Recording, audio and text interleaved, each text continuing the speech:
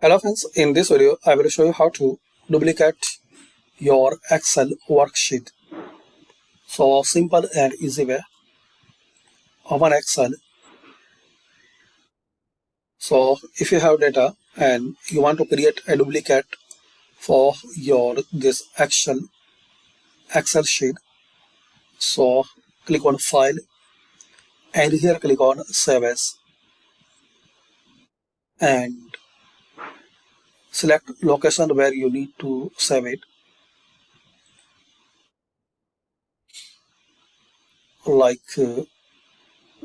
desktop. Give any name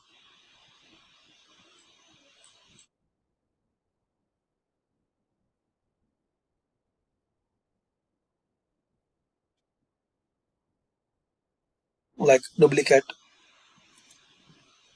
and save it.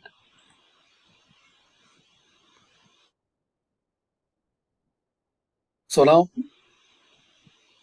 you have two files.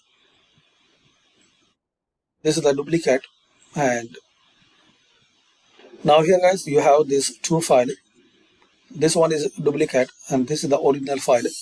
Open it, original, then open duplicate.